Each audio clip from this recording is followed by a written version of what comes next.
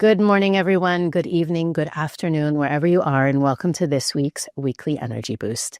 My name is Elisheva, and today I have the honor and privilege of sharing the mic with a longtime friend, student, and just all-around beautiful soul who also happens to be a counselor for the soul, I would say, a professional in the field of mental health and therapy who brings the wisdom of Kabbalah into her practice. And Rachel, thank you for being here with me this morning. You were with us. We were talking about it in COVID in 2020, I think it was, and we were talking about fear, if I'm not mistaken. Yeah, anxiety and fear, yeah. So it's great to have you back. And we are discussing, I think, one of the most profound and powerful topics. It's funny because we touched on it in the summer in an episode with Daniel Naor, which I can also refer everyone to later in the episode if they need some clarity. But today's topic is healing the fractures in our soul family. And we've gotten so many questions over the years about friction, conflict, repair, how to deal with difficult parents, children, siblings, partners, spouses, the whole thing. And I'm always so excited when the energy of the week supports us to do deep healing work, or at least to bring those fractures to our awareness. And today's episode is all about shifting how we look at those fractures and that friction and those challenges so that we use them to reveal light, which is why they're in our life in the first place. Weekly Energy Boost is a 7-day spiritual weather forecast where we provide our listeners with the most practical and powerful tools to navigate the coming 7 days. We do that by gleaning through the wisdom of Kabbalah and extracting the wisdom, tools, practical examples, and experiences to help our listeners not only take advantage of the gift of this week, but to be able to use that wisdom and that knowledge any time of their lives. And so this in particular is one great opportunity. Again, we may have covered this topic before, but because it's so specific and unique, I couldn't help but bring it back out and hopefully help our listeners to create breakthroughs and miracles in everyone's life. So usually Eitan starts with giving us the backdrop from the Torah and the Zohar. I'm going to do that this week, and then we'll get into our conversation. Basically, the story this week is a relatively famous one. We're continuing the Joseph in the Technicolor Dreamcoat. The story. And our focus really is, right, this is where Joseph, who is, the story opens up. He's 17 at the time. He's a typical teenager. He's vain. He's young. His brothers are much older than him. And he kind of comes to them and says, listen, guys, I had a dream. And basically he had two dreams in which the symbolism dictates that at some point they're going to bow down to him. They're going to need him. He's really going to be the boss. And they were very troubled, bothered by Joseph. Again, this is a story. On one hand, these are tremendously elevated souls, and we're hearing this very kind of Real Housewives drama. The Midrash gives us a lot of clues into what's really happening. He was very vain. He was beautiful also, very good looking. And we know from the teachings of the Zohar and Kabbalah that Joseph represents he is the chariot, he's the Merkavah for Yesod. Yesod is a keyword for the energy of being a channel. The energy really in the tree of life, Yesod represents the funnel through which all of the light of the Creator flows through to penetrate to our world. And in the story, the other brothers were so full of love and unity and togetherness, and then Yosef was like a thorn in their side. Now, through the Zohar, we understand that all of the love and the unity and the closeness that they had was because of Joseph. They didn't know that at the time. And he was trying to awaken them to that. Like, listen, I'm a piece of the puzzle too. I'm a necessary part of the recipe for the greatness their greatness. Now, what's interesting is that they were not open to receive from him. They plotted to kill him. One of the brothers decided, you know what? Our father would never forgive us. Let's just get rid of him. Let's fake his death and sell him. And they did a whole bunch of things. They threw him in a pit.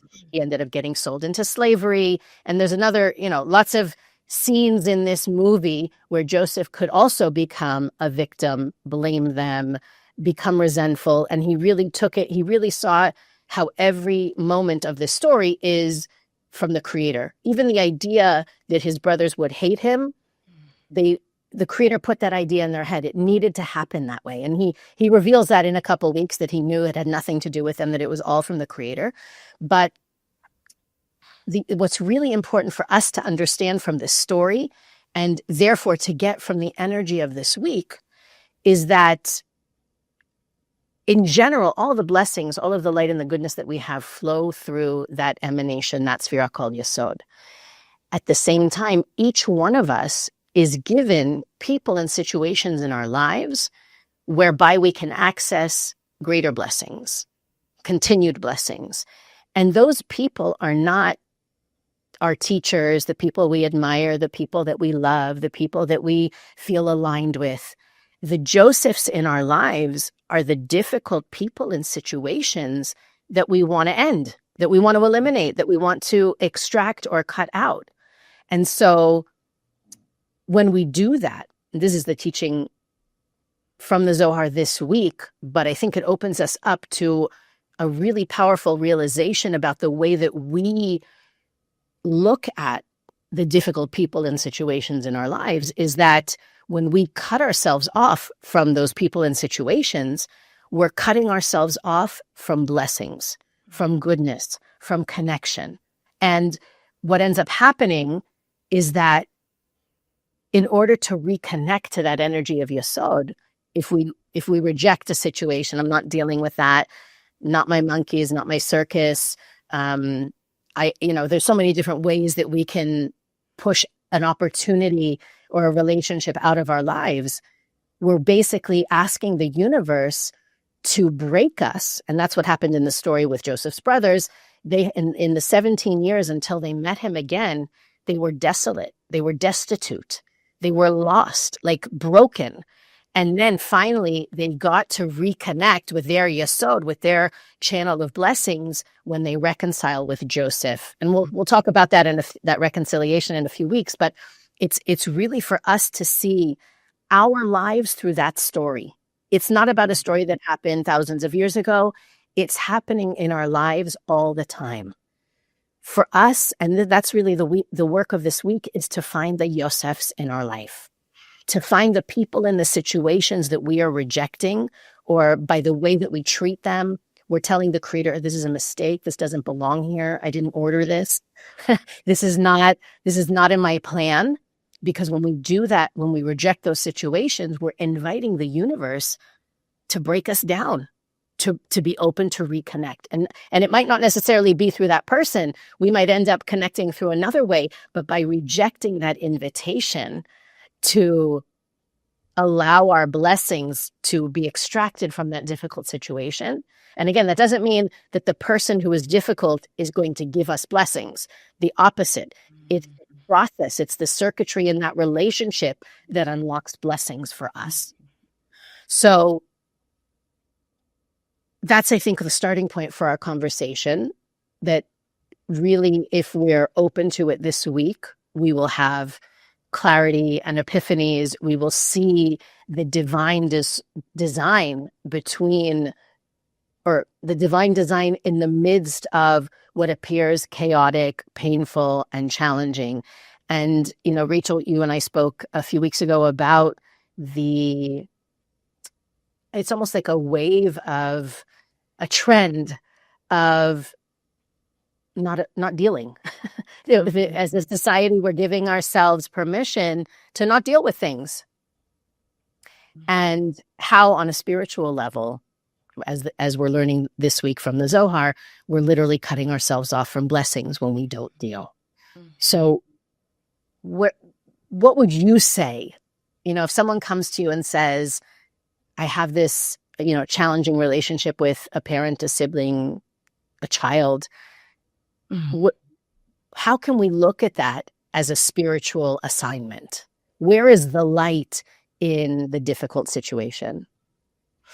Well, there's usually like a process to first get grounded and make sure that that person who's having that difficulty in that relationship feels heard and validated, and don't just like run right into the spiritual lesson, because it's kind of can truncate the process for that person. But ultimately, what I'm seeing a lot of are parents reaching out to me when their children have cut them off, either low or no contact. And so let's just say I'm working with the parent, and I have influence with that particular parent. The first thing that I will help them with is to try to help them see that this is a chance for them to use this for their own growth. And they need to get grounded first within themselves and stop judging the situation for what it is, but it's so incredibly painful. So those emotions need to be honored. And then we move into really looking at, like, what is this making me look at in myself, or look at in how I'm living my life, and move the focus away from just, I've got to get back with my child, I've got to fix this, or slowing down to speed up kind of thing, and really starting to focus on one's personal and spiritual growth. And then from there, that starts to create a shift on a physical, like in their way of, they start feeling more grounded and happy, even in a difficult situation. But they also start to see things happen that are really miraculous. Things start to open and shift, and it's engaging in a process. It's not something that is quick when you're having these difficult relationships. And when I meet with an adult child, let's say, who's having trouble with their parent, it's also tricky because you have to honor what they're feeling and what it's been like and what imprint has been left on them from what's going on in this relationship. But ultimately, continuing to try to introduce the idea that the Creator is right here with you in this too.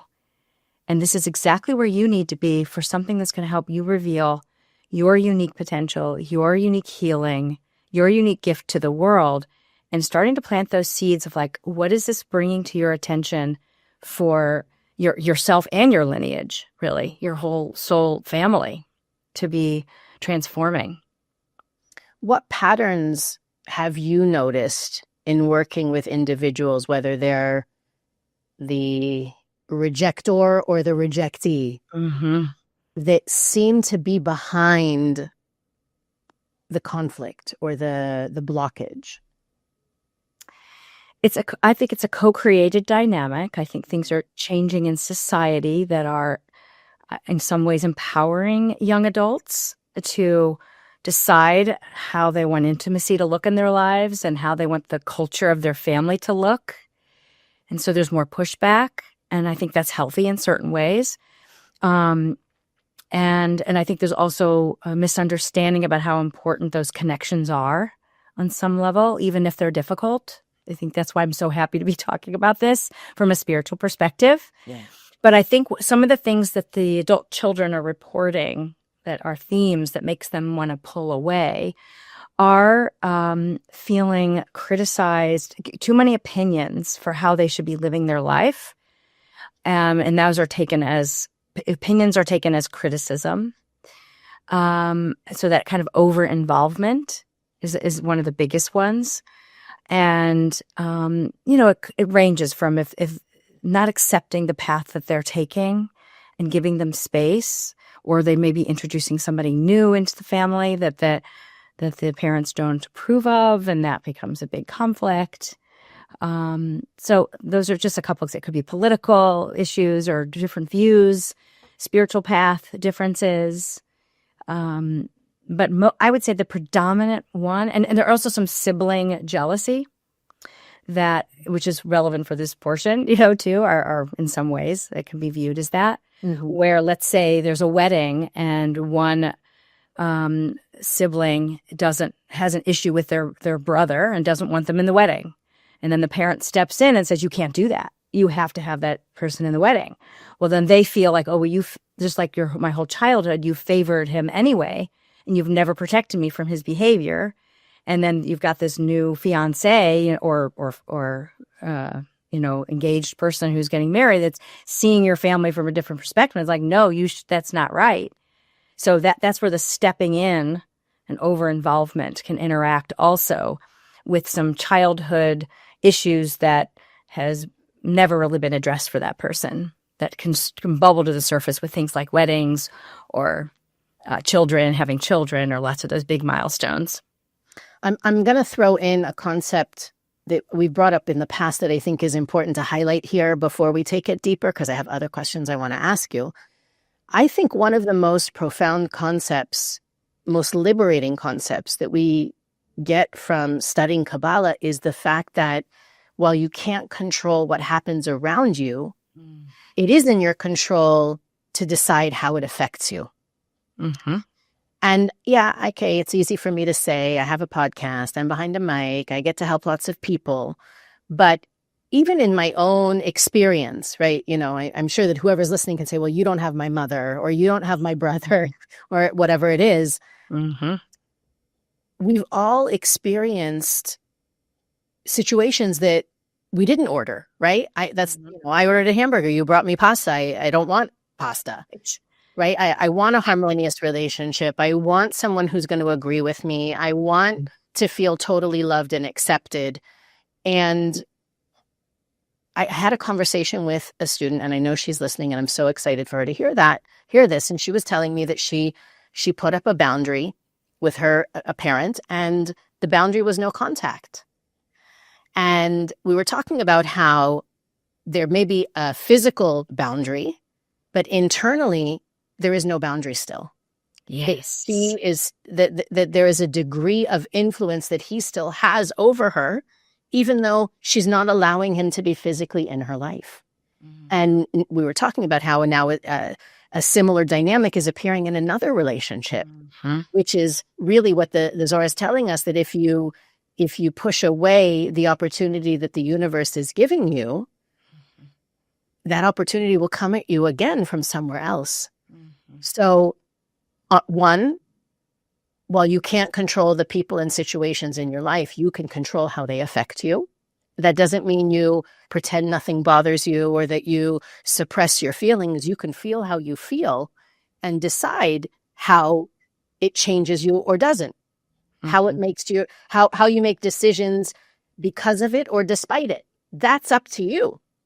The second thing that you said that I think is really phenomenal, and also bearing in mind, we talk about this probably once a quarter, right? Our soul chooses our families. Mm-hmm. We decide these are the best parents for my soul's process, not for my comfort, not for my ease and for my, peace of mind.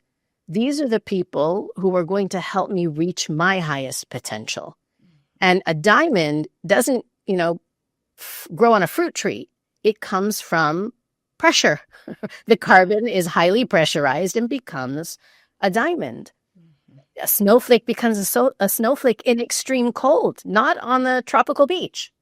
So I know that you have a lot of experience in helping people shift their perspectives and their relationship with their relationships. Mm-hmm. How can we help our listeners pivot the way that they look at those challenging, almost impossible relationships? So it's the first step always is trying to help kind of calm and slow down and be with what's happening and embrace what's happening.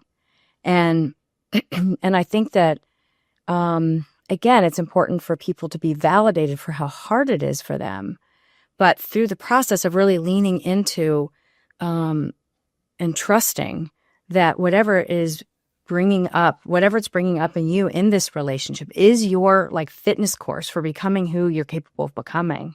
So when you were saying you decide how you can respond, but it's also who you want to become through it. And I just know in my own life, I've had a challenging relationship with my oldest brother. I don't think he'll listen to this, but if he does, I'm not going to say anything disparaging about him. I love him dearly. But I just know that every single stair step of my life of trying to go to the next level has often been accompanied, if it's not him, it's somebody like him that is showing me where I either don't believe in myself or where I am handing over, assigning something that he's supposed to be for me or someone else is supposed to be for me. That is really something that is selfish for me. It's something that I am assigning somebody else that isn't what they agreed to. And I've had a belief system that this is what I need and they're bad for not providing that. And so it's emancipated me at every stage to see. I know what it's taught me, for example, is to see people as a human being, not as just a tool for what I want them to be for me. And so I think that what I like to ask people is for them to, when the time is right, timing is such nuance because but when the time is right, to ask them, what is it that they have already noticed that have been the gifts or the blessings in this challenge? And what are the themes that you notice keep coming up with this particular family member, but not only with that family member, but that you know are yours? And then it helps to shift the focus from the external to the internal, from the horizontal to the vertical, of like, it's between myself and my soul. And that's when it becomes so empowering. It's not easy to do, especially when something is triggered and you just had an incident and you feel, like traumatized over it.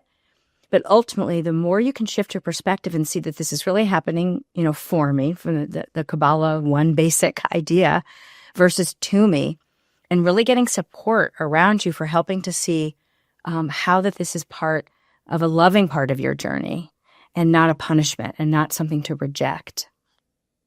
Yeah, I think you hit the nail on the head. I think a lot of the suffering that we go through with our difficult relationships is because we're in our minds thinking about how it should be or what shouldn't be, which automatically means we're not in the moment, in the experience, where we become the narrator or the judge and the jury. And I had a personal aha moment when I realized that as I'm in my head thinking what should be or shouldn't be, what they should have done or shouldn't have done, what they should have said or shouldn't have said, how I should be treated or shouldn't be treated, I'm the one in a state of disconnect. Like I'm punishing myself with those thoughts. So when you brought up that you use the phrase like it's the vertical, right? It's an opportunity for me to deepen my connection to my soul and the source of the light itself. You realize, what am I doing? Like, sometimes it's very hard. I will admit, especially if in the situation where you're the parent and you feel your child should or shouldn't fill in the blank, you could easily lose sleep, right? Be super stressed, unregulated about what they're doing or not doing or what path they're on or not on. It really helps to isolate that thought that is bringing the unrest and the fear and the stress, and recognizing, meaning it's not healthy for me. It's not helping the other person for sure, but what is the collateral damage on my well-being, my mental state, my happiness when I stay stuck in what should or shouldn't? And for me, that was a big aha moment. Like you were saying, you take the focus off the other person and bring it to yourself. But sometimes it's not, like we're talking about, I think, something that can be very, if it's not relatable, it's not relatable. We do this in smaller ways and forms all the time, right? Yesod is not only, or your personal Yosef is not only a difficult family member, it can also be people that we can't accept, situations that we don't accept, things in our lives that we don't want to embrace, or if we see a situation or a person that's lacking or at fault, the universe is encouraging us this week to open ourselves to receive from those people in those situations. It's easy to receive from someone you love and admire and respect. We also want to receive, right? That's I think that the high level challenge that we create for ourselves is to the degree that we blame people for our unhappiness, our distress, our whatever we assign blame to that degree we cut ourselves off from the creator. because we're saying, this is a mistake. This is not supposed to be here. I don't accept this. I reject it. And it's so funny to even think, right? How much needs to take place in order to orchestrate a family or a work situation, or, it's like the greatest production, the greatest Hollywood production in the world is each one of our lives. And we stand there and we say, this is wrong. This is a mistake. I don't accept it.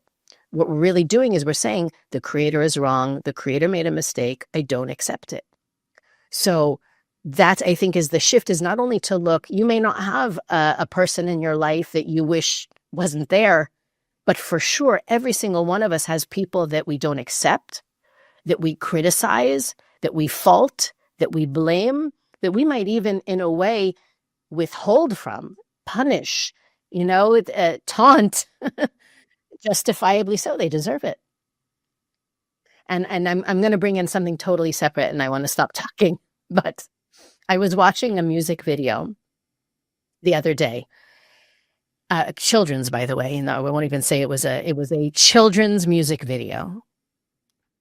And the amount of comments, dehumanizing, criticizing. I mean, I was like, God, I hope this performer does not read the comments. This is horrible. They set out to put out this beautiful, uplifting, friendly. I mean, it was just such a pleasure to listen to and to watch. And people, strangers, just cutting them down for what? And I had a thought of how it's connected, because it's basically saying there's no light here. There's no light in you. The light overlooked you, missed you, forgot you. And in any way, shape, or form that we have that perception, this is the week to dismantle that. How can we help our listeners? Maybe they are aware that they have a Joseph in their lives that they could be shifting. Sorry? Most people do have one.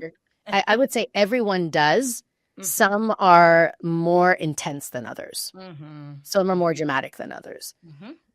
What are some steps we can take just energetically to shift, to move toward an embrace and an acceptance versus a rejection and a cutting out? The first one is always to move the focus away from the power you give to that person and bring your energy back into yourself, whatever helps you do that. It can be making sure you're doing all the things that make you feel grounded and inspired, or I use a visual. I'm very visual, so I literally visualize moving into a space in my home where I know I can be myself and I feel fully me. And then I can hear myself versus being like ruminating and spinning out on somebody else. And then secondly, I think it's really important to, even if you're having a hard time imagining that this could be for your benefit, to really put in the effort and lean into, especially making sure you're studying wisdom that reminds you of this, because it will fly away in these moments. And really bring yourself to trusting and deepening into how this is here to help me grow and become more of who I can become. It could be that you're here to become more unconditionally loving, or learn to trust yourself more. I know for me, my work is always to become more emotionally independent and not care so much about what others think of me, and really follow my calling and listen to my truth and share from my soul, not related to what anybody's going to think or say. It is an addiction. It is so hard to break. So that's usually my go-to when I'm having some problems in a relationship. It's like it helps me build that muscle of turning within and turning to the creator, and just keep, like looking for your lesson. And I do find that that I would just encourage people of any age, because a lot of times parents, I notice, aren't realizing how much they're still are being awakened and invited to learn and grow as parents of adult children. And I'm amazed at and inspired by how much growth, for many, not everyone's open to that, how much growth they find in themselves by the challenge of being strained or estranged in some way. And so just to always be reminded that as long as we're breathing, we can taste that gift of transformation, and we're being loved when we're challenged.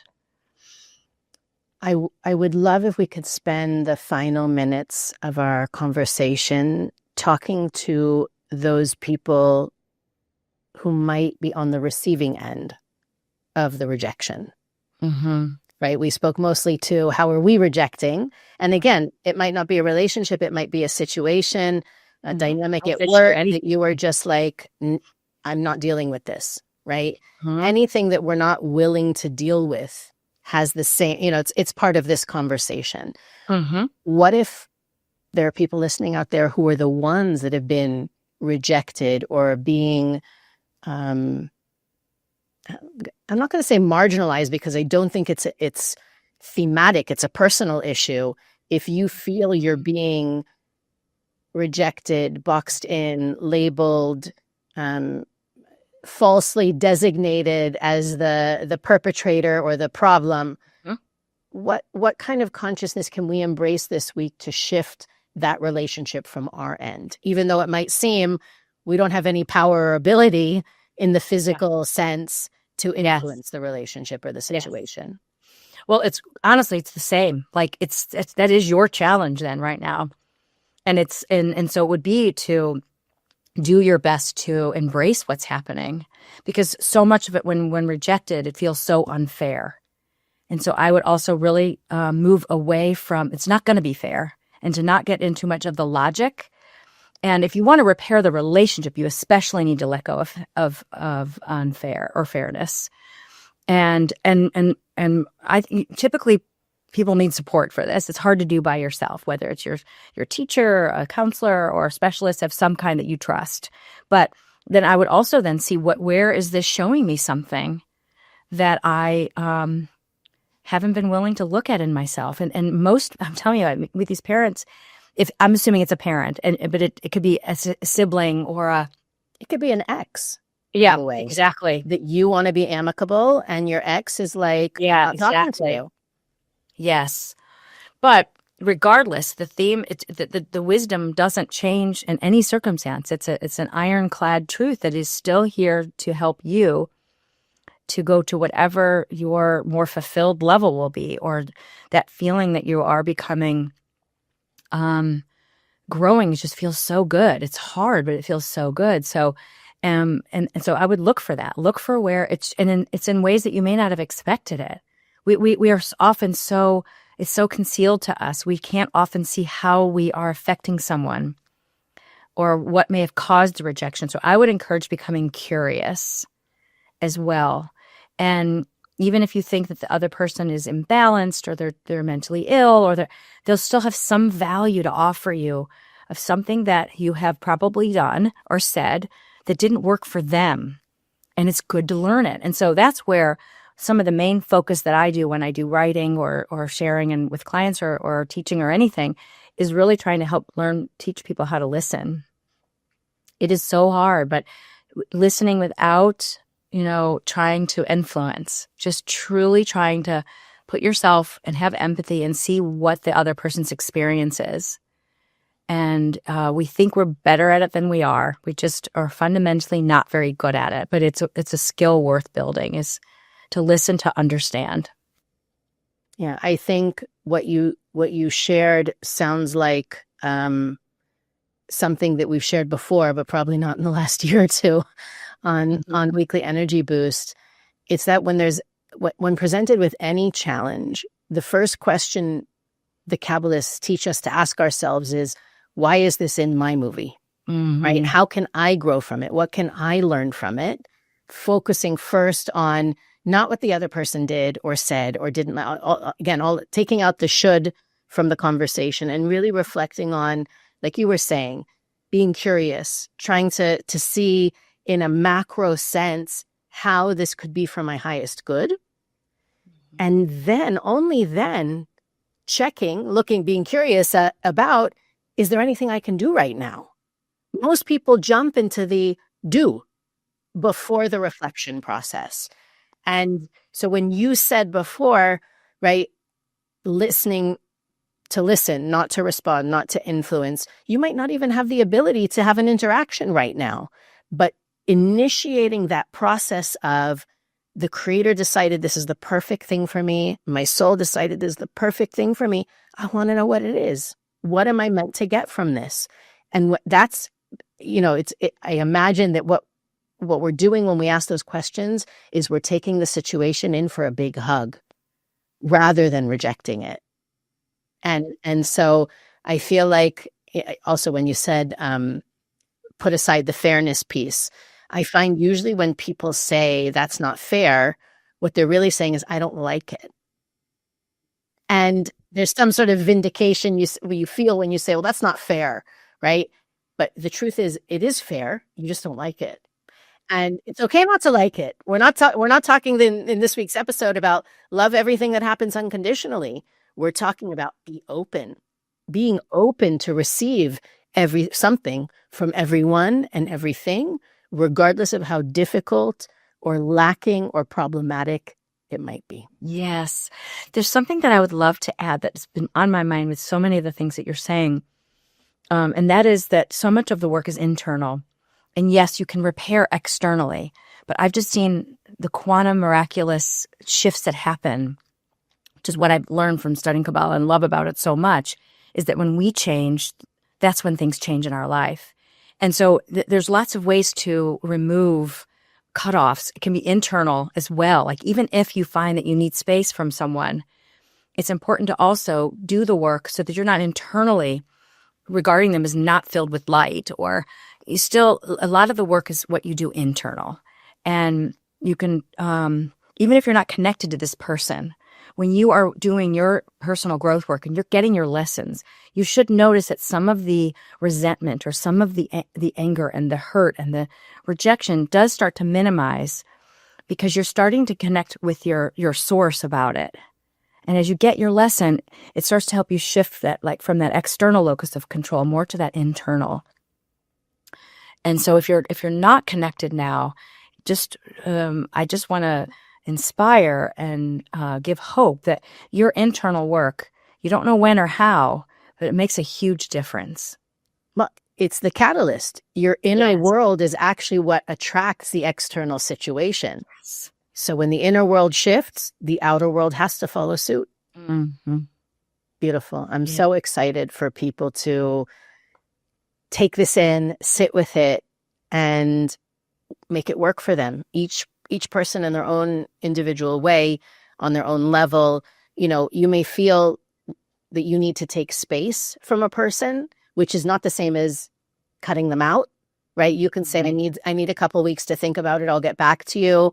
Or I'll let you know when I'm ready to have that conversation, right? Where that's I want to say reasonable and healthy thing to do if you need to gather your thoughts or you're feeling you can't handle a conversation in the moment.